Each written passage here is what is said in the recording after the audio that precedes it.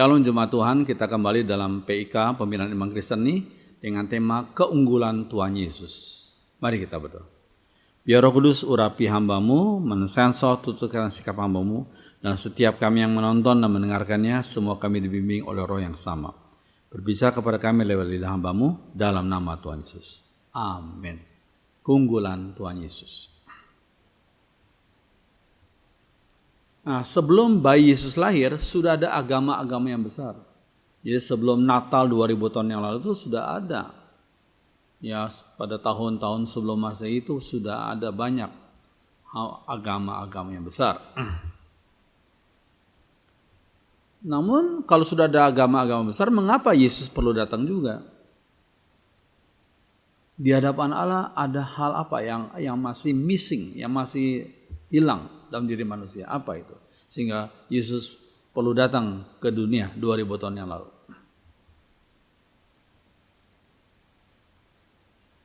Karena Yesus bisa melakukan hal-hal yang tidak bisa dilakukan oleh agama-agama. Ini penting sekali.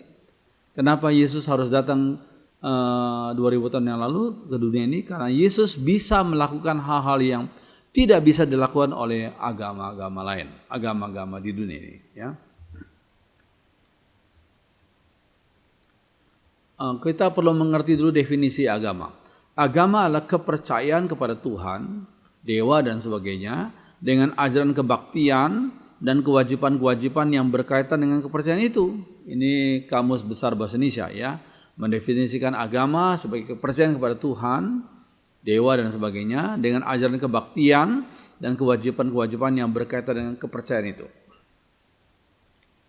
Nah, jadi agama terdiri dari dua aspek. Aspek pertama adalah aspek vertikal, yaitu ritual kepada yang dianggap sebagai Tuhan. Itu aspek vertikal, ritual kepada yang dianggap sebagai Tuhan. Yang kedua adalah aspek horizontal, etika hidup dan moralitas biasanya. Etika hidup dan moralitas daripada umat yang menganut agama itu. Ya. Nah, pertanyaan berikutnya, samakah semua agama? Karena sebagian orang mensimplifikasi dan berkata, semua agama sama saja. Sekarang pertanyaannya, samakah semua agama? Bahasa Jawanya adalah sedoyo agami sami kemawon. Seperti semua sungai bermuara ke satu laut, demikian pula semua agama menuju kepada satu Allah, kata mereka.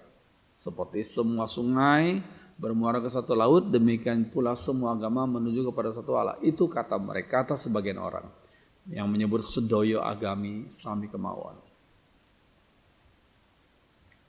Nah, dalam masyarakat Tionghoa, mereka mengenal ada dua istilah, San Chiao I Chiao dan Han San Weiji. Ya, San Chiao I Chiao dan Han San Weiji. Di Tiongkok tuh ada 3 agama, yaitu Taoisme, Konfusianisme, dan Buddhisme. Ketiganya pada hakikatnya sama saja, itu kata mereka. Ketiganya pada hakikatnya sama saja. Ya, pendapat yang mencampur baurkan beberapa agama menjadi satu itu disebut sinkretisme. Pencampuran beberapa agama jadi satu. Ya, sinkretisme. Nah, misalnya agama plus dinamisme dan animisme pada waktu bangun rumah. Nah itu, sebagian orang itu bangun rumah dalam praktek mereka itu ada campuran. Ya, sebelum bangun rumah mereka melakukan ritual-ritual tertentu. Ya, nah, nampak sekali ada campuran antara agama yang mereka anut plus dinamisme dan animisme. Ya, pada waktu bangun rumah, upacara kelahiran, kematian dan lain-lain. Oke, ada kemiripan di antara agama-agama. Jadi kalau dikatakan agama semua beda, ya ada kemiripannya. Apa itu? Ya, semua agama mengakui manusia berdosa. Itu sama kemiripannya gitu. Semua agama mengakui manusia berdosa. Ya. Yang kedua, agama biasanya mengajarkan yang baik, yang mereka kategorikan dengan yang baik dalam tanda kutip ya. Tapi standar kebaikan itu berbeda. Jadi yang baik menurut agama A belum tentu baik menurut agama B. Yang salah menurut agama A belum tentu salah bagi agama B ya. Jadi agama ajarkan yang baik dalam tanda kutip dengan standar kebaikan itu berbeda.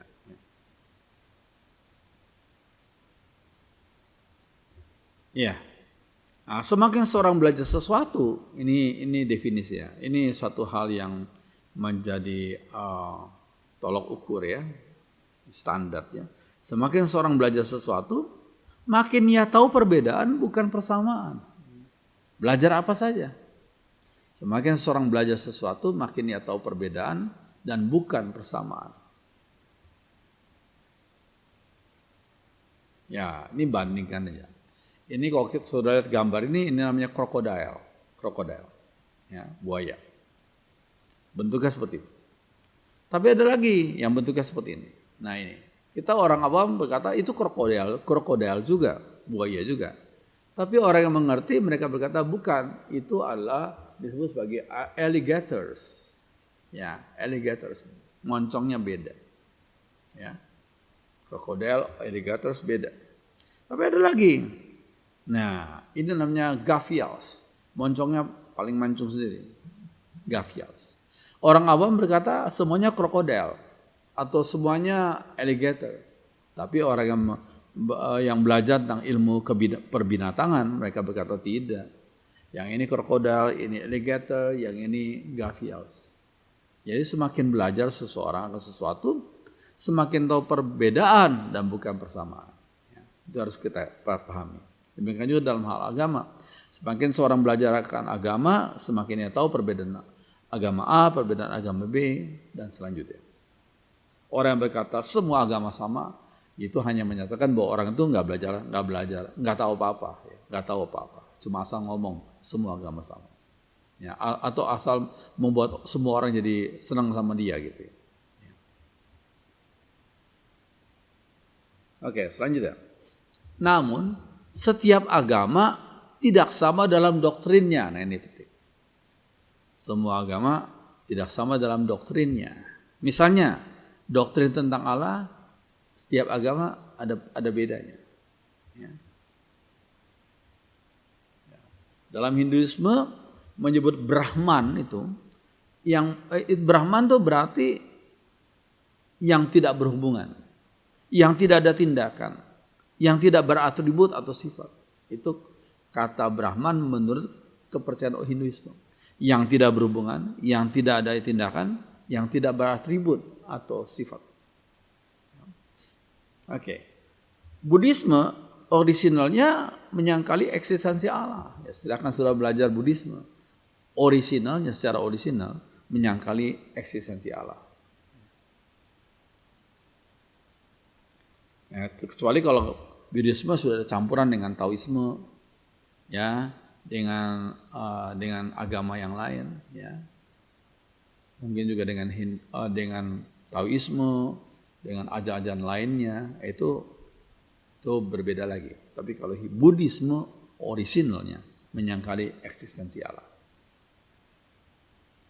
Ya, nah. Kemudian ajaran yang beda juga tentang surga. Pandangan tiap-tiap agama beda. Dalam Buddhisme, nirwana adalah tempat di mana nggak ada lagi keinginan. Itulah makna nirwana menurut Buddhisme. Nirwana adalah tempat di mana tidak ada lagi keinginan. Ya. Kalau sudah masih ada keinginan itu belum sampai nirwana. Tapi masalahnya kalau tiba satu pertanyaan, aku mau hidupku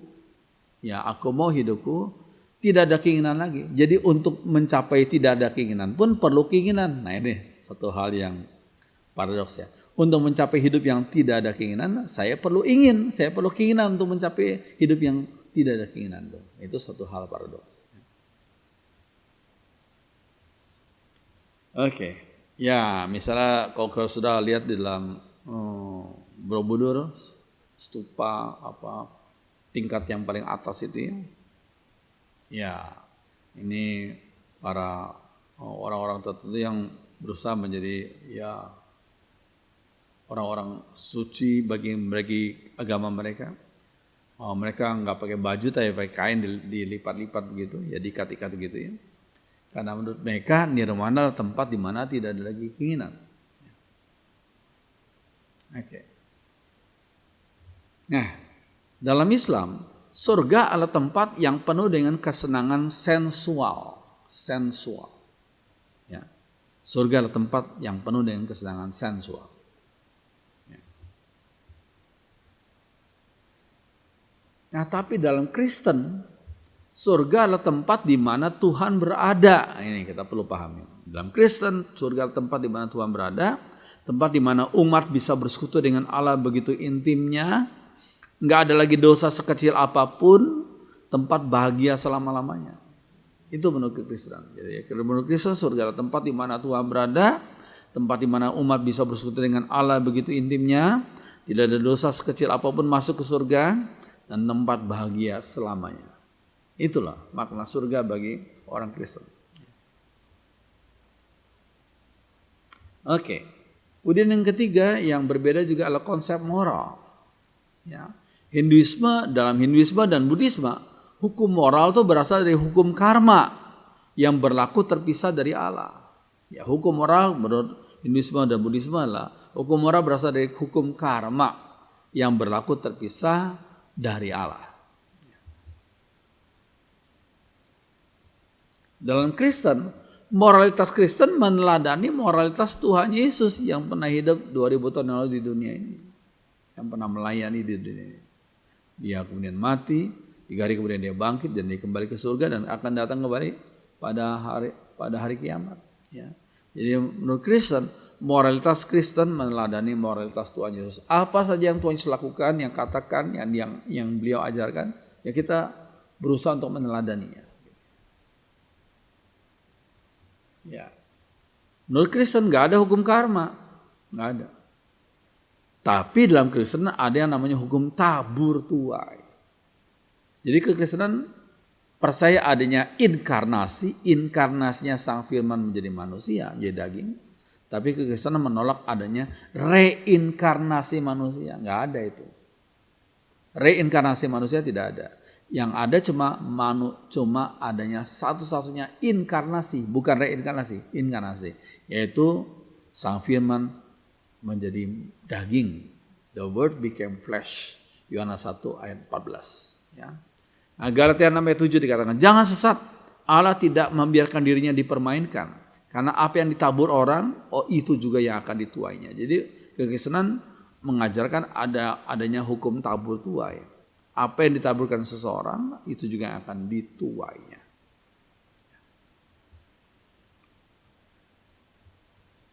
Oke, yang keempat, perbedaan agama. Agama tidak sama tujuannya. Tidak sama tujuan. Dalam Buddhisme, tujuan hidup adalah punahnya keinginan, yaitu ya, punahnya tujuan hidup dalam Buddhisme, punahnya keinginan.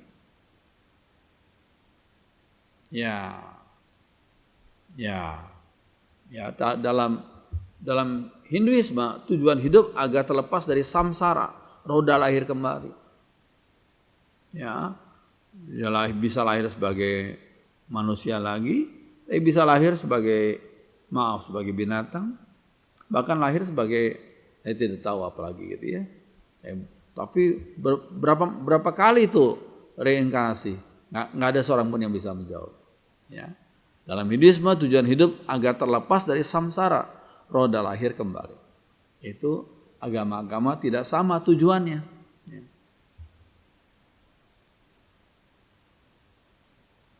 Ya, dalam kekristenan tujuan hidup adalah memuliakan nama Tuhan dengan cara berhenti berbuat dosa. Itu dalam kekristenan tujuan hidup adalah memuliakan nama Tuhan dengan cara berhenti berbuat dosa yang mendukacitakan hati Tuhan, mendukacitakan hati Roh Kudus. Ya.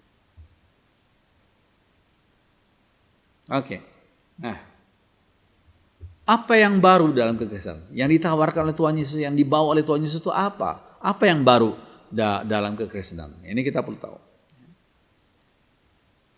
Bukan hanya doktrin dan etikanya yang baru, tetapi pribadi Yesus Kristus itu. Pribadi Yesus Kristus itu yang sungguh unggul, yang sangat unggul, ya, dan sangat luar biasa. Jadi yang baru dalam Kristenan bukan hanya doktrin dan etikanya, tapi pribadi Yesus Kristus. Dia, yaitu Yesus, adalah Tuhan dan Juru Selamat. Tuhan dan Juru Selamat, bukan sekedar pendiri agama. Tuhan Yesus datang ke dunia bukan untuk mendirikan agama, tapi untuk menjadi Juru Selamat, menjadi Tuhan yang rela menderita, rela mati dan bangkit kembali, ya, dan naik ke surga dan akan kembali ke dunia ini. Puji Tuhan. Kembalinya pada hari kiamat, ya. Nah, sekarang pertanyaan berikutnya, mengapa orang Kristen mengklaim Kristus satu-satunya jalan jalan keselamatan? Mengapa? Kenapa sih orang Kristen kayaknya sombong sekali mengklaim Kristus itu sebagai satu-satunya jalan keselamatan? Mengapa? Karena Yesus sendiri yang mengatakannya, bukan diajarkan oleh para teolog atau pendeta, tapi Yesus sendiri yang mengatakannya. Lihat Yohanes 14 ayat 6. Kata Yesus kepadanya, akulah jalan dan kebenaran dan hidup. Coba, tokoh agama mana yang pernah mengklaim hal ini? Tokoh politik mana, tokoh moralitas mana yang pernah mengklaim hal yang luar biasa ini? Nggak ada. Dari dulu sekarang, bahkan saya yakin sampai yang akan datang pun nggak ada seorang pun yang manusia yang berani mengklaim ini. Hanya Yesus saja. Yesus berkata, akulah jalan, kebenaran dan hidup. Tidak ada seorang pun yang datang kepada Bapa kalau tidak melalui aku. Wah, luar biasa kan. Nabi manapun nggak berani ngomong ini. Tidak ada seorang pun yang datang kepada Bapa kalau tidak melalui aku. Itu kata Tuhan Yesus. Dan 2000 tahun ini, selama 2000 tahun ini, gak ada orang yang bisa menyangkali perkataan dan klaim Tuhan Yesus. Gak ada. Ya, kalau gak ada orang yang bisa menyangkali perkataan Tuhan, klaim Tuhan Yesus ini, ya berarti klaim Tuhan Yesus benar lah.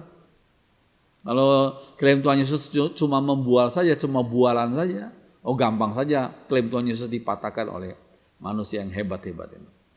Tapi nggak ada, selama 2000 tahun lebih ini nggak ada seorang pun yang bisa menyangkali, ya, mematahkan klaim Tuhan Yesus ini. Puji Tuhan, puji Tuhan. Ya, klaim Tuhan Yesus itu sangat-sangat berani, sangat berani. Apakah Yesus pendusta besar atau suka berhalusinasi? Pertanyaannya. Atau memang dia adalah yang seperti yang dia katakannya, gitu loh. Itu saja. Kalau percaya Yesus itu pendusta besar, halusinasi, silakan buktikan. Ternyata selama 2000 tahun lebih manusia nggak ada satupun, bahkan yang membenci kekristenan pun nggak bisa membuktikan bahwa Yesus itu sekedar hanya pendusta besar dan berhalusinasi saja. Kalau mereka nggak ada seorang manusia yang bisa membuktikannya, ya berarti memang Yesus adalah seperti yang dikatakannya. Memang Yesus adalah jalan, kebenaran dan hidup. Ya, dalam bahasa aslinya dikatakan the only way, the only truth, ya, the only life. Satu-satunya jalan, kebenaran, satu-satunya kehidupan itu. Puji Tuhan. Selama 21 abad, tidak ada seorang pun yang bisa membuktikan bahwa Yesus adalah pendusta besar atau berhalusinasi saja. Iya, tidak ada seorang. Walaupun orang itu benci kekristenan, silakan buktikan bahwa Yesus itu omong besar, pendusta besar, berhalusinasi. Silakan buktikan. Nggak ada seorang pun yang bisa membuktikannya. Berarti apa yang diklaim Yesus memang benar, sungguh-sungguh benar.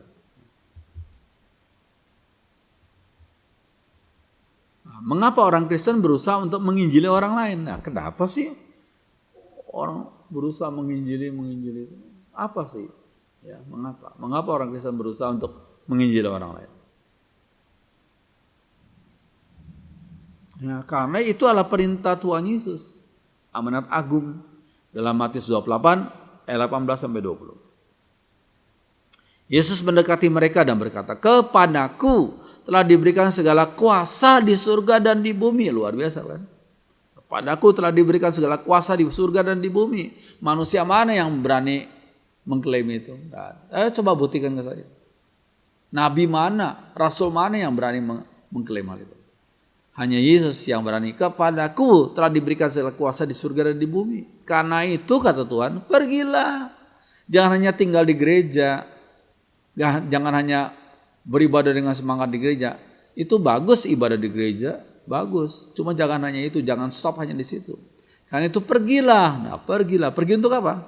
Jadikanlah semua bangsa muridku. Ya, menjadi murid Tuhan, pelaku-pelaku firman. Dan baptislah mereka dalam nama Bapa dan Anak dan Roh Kudus. Oh puji Tuhan. Ini the great commandment.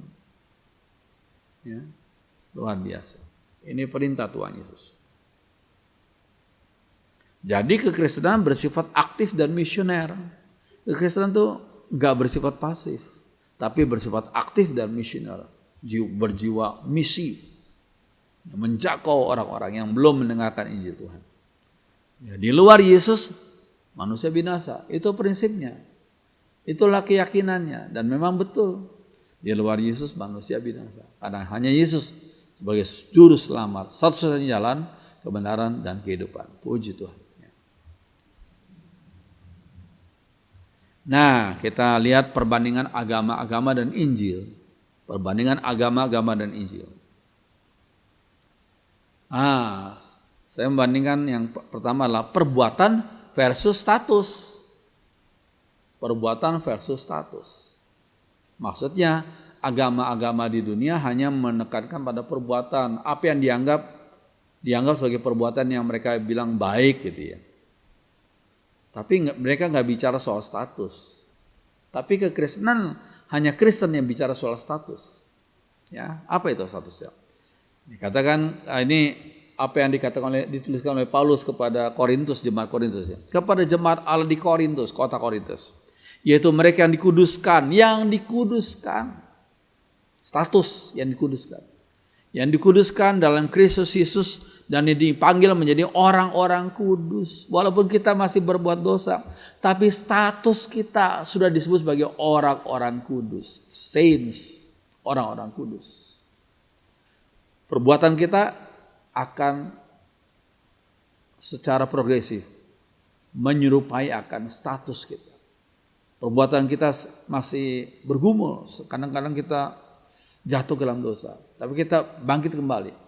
Karena apa? Perbuatan kita akan terus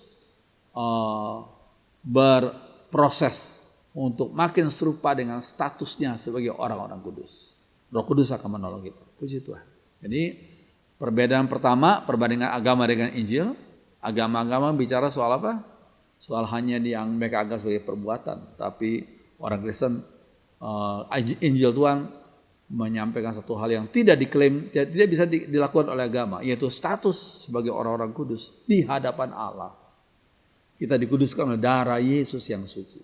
Ya, oke. Yang kedua, perbandingan agama dan Injil, yaitu hukum-hukum versus orang pribadi. Hukum-hukum versus orang pribadi. Jadi bicara soal kekristenan itu pribadi, yang utama itu pribadi, yaitu pribadi Yesus. Kita nggak bicara hukum-hukumnya lebih dahulu, tapi kita bicara soal pribadi Yesus, ya, yang itu yang paling utama. Kisah 4 ayat 12 katakan, dan keselamatan tidak ada dalam siapapun juga selain dalam Dia, sebab di bawah kolong langit ini tidak ada nama lain yang diberikan kepada manusia yang olehnya kita dapat diselamatkan. Pribadi, ya. Sebab di bawah kolong langit ini tidak ada nama lain, nggak ada nama lain. Nama agama, nama nabi, nama rasul apa, nggak ada. Di bawah kolong langit tidak ada nama lain yang diberikan kepada manusia yang olehnya kita dapat diselamatkan. Kecuali nama Yesus saja. Yesus. Jadi kalau kekristenan dihapus nama Yesus, ya udah, nggak ada apa-apa udah. Dan nothing. Pusatnya, center utama daripada kekristenan ya Tuhan Yesus. Ya, puji Tuhan. Yang ketiga, perbandingannya agama-agama dan Injil apa? Jasa manusia versus anugerah ilahi. Agama-agama menekankan pada jasa, berbuat baik yang mereka anggap baik, supaya mereka bisa menyelamatkan diri mereka. Ya, Tapi dalam Kristen berkata manusia yang sudah berdosa nggak mampu berbuat yang berkenan di depan Tuhan. Makanya perlu anugerah ilahi. Anugerah ilahi. Ya, katakan dalam Yesaya 64:6, demikianlah kami sekalian seperti seorang najis. Ya, di hadapan Tuhan kita semua, nabi, rasul, manusia biasa, itu sekalian kita semuanya seperti orang najis. Dan segala kesalahan kita seperti kain kotor. Kami sekalian menjadi layu seperti daun dan kami lenyap oleh kejahatan kami seperti daun dilenyapkan angin. Itu Yesaya 64:6 betul. Jadi perbandingan agama dan Injil itu. Injil menekankan kepada kalau kita bisa berbuat baik, berbuat yang memuliakan Tuhan, jangan sombong. Semua karena anugerah ilahi saja. Nah, anugerah Tuhan saja, bukan jasa manusia. Ya. Roh Kudus yang menolong kita untuk mau berbuat baik, mau hidup memperkenankan Tuhan. Tapi dengan kuasa apa? Ya dengan Roh Kudus yang menolong kita untuk melakukan hal yang diperkenan Tuhan. Puji Tuhan. Ya. Efesus 2:8-9. Sebab karena kasih karunia kamu diselamatkan oleh iman. Itu bukan hasil usahamu. Kalau kita diselamatkan itu karena iman. Tapi iman, kalau kita bisa beriman kepada Tuhan itu juga bukan karena hasil usaha kita. Tapi pemberian Allah. Allah lah, Roh Kudus lah yang memberikan kita benih iman dalam hati kita. Yang tadinya kita menolak. Saulus yang tadinya menolak itu. Saul yang tadinya menolak itu. Menganiaya umat Tuhan. Oh, ketika bertemu dengan Tuhan Yesus yang menampakkan diri di pintu gerbang Damaskus, dia diubah sama sekali, ya, dan menyebut Yesus sebagai Tuhan. Ya. Itu bukan hasil usahanya, tetapi pemberian Allah yang memberikan kepada orang percaya itu benih iman. Itu bukan hasil pekerjaanmu, bukan karena kebaikanmu, ya. Jangan ada seorang pun yang memegahkan diri. Jadi kalau kita bisa percaya Yesus bukan karena kekuatan kita, tapi karena Roh Kudus bekerja dalam hati kita dan memberikan kita kemauan untuk percaya dan berkorban bagi Tuhan Yesus yang sudah begitu mengasihi kita. Puji Tuhan. Ya, sekarang bagaimana sikap orang Kristen terhadap umat agama lain? Sikap orang Kristen terhadap umat agama lain bagaimana? Yang pertama, kita orang Kristen harus mempunyai keyakinan yang sungguh, tapi dengan sikap rendah hati, nggak boleh sombong. Punya keyakinan yang sungguh tetapi dengan sikap yang rendah hati. Ya, keyakinan berdasarkan firman yang tidak berbohong, namun tetap rendah hati, karena nggak ada yang bisa dibanggakan dari diri sendiri. Nggak ada yang bisa dibanggakan. Kalau kita bisa percaya Yesus, itu karena Roh Kudus bekerja, nggak ada yang bisa menyombongkan diri. Kalau kita bisa bertahan tetap setia, itu karena Roh Kudus memberikan kita ketahanan. Ya, jadi ini suatu hal yang penting. Yang kedua, bagaimana sikap orang Kristen terhadap umat agama lain? Sikap toleransi tapi tidak kompromi. Harus bersikap toleran terhadap agama lain tapi tidak kompromi. Toleransi harus didasarkan pada kebenaran firman. Toleransi harus didasarkan pada kebenaran. Kalau toleransi mengorbankan kebenaran, itu namanya kompromi. Toleransi itu yang mengorbankan kebenaran, itu namanya kompromi. Jadi sikap umat Tuhan harus bersikap toleran tapi tidak kompromi. Ya. Yang ketiga adalah kasih bercampur penghargaan. Kasih berarti kekuatan yang luar biasa dan mengalahkan kejahatan dan kekerasan. Jadi kita jangan berlaku jahat kepada orang agama lain, jangan melakukan kekerasan kepada orang agama lain, tapi perlakuan mereka dengan kasih, cinta kasih. Itu kasih itu punya kekuatan luar biasa dan mengalahkan kasih itu mengalahkan kejahatan dan kekerasan. Ya. Oke. Amin. Biarlah firman Tuhan jadi berkat bagi kita semua. Mari kita berdoa. Ya Roh Kudus, terima kasih untuk kasih setia Tuhan yang luar biasa.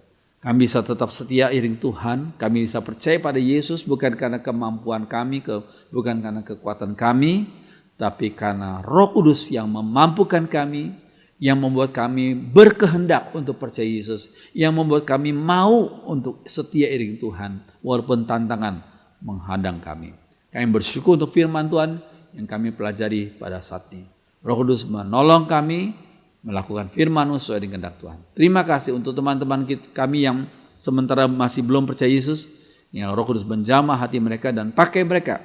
Pakailah kami semua untuk menjangkau mereka dengan Injil Tuhan yang hidup dan penuh kuasa. Dengarkan doa kami dalam nama Tuhan Yesus. Semua orang beriman mengatakan amin.